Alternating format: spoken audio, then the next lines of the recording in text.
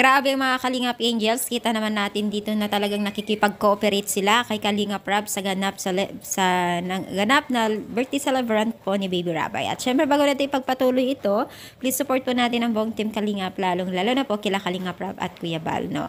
So talagang kita natin dito ang taga-support, talaga sobrang support talaga ng Kalingap Angels.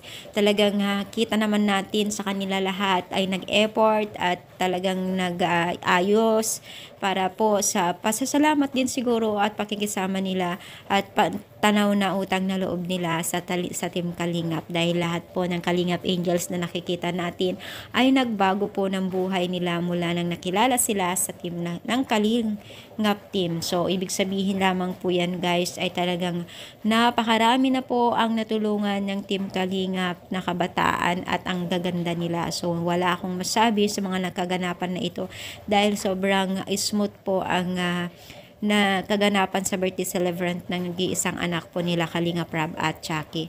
At syempre andyan po ang mga taga-supporters natin nila na talagang patuloy din po ang pag-support nila sa kanila at kita po natin kung ano yung mga pinagbago po dahil sa sobrang dami din po ng sponsor na nag-aabot sa kanila ay tulong-tulong sa lahat po ng mga financial support or mga iba pang support ay talagang nandyan ang mga sponsor.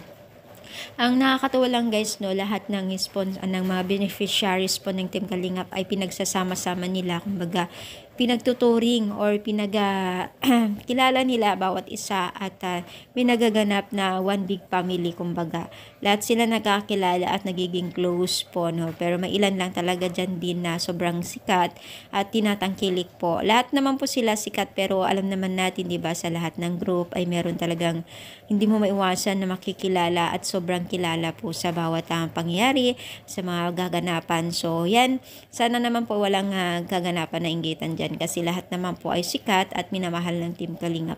At syempre talagang hindi lang talaga natin naiwasan yung may mga favoritism ng mga sponsor na binibigyan, pero lahat naman po ay may mga sponsor.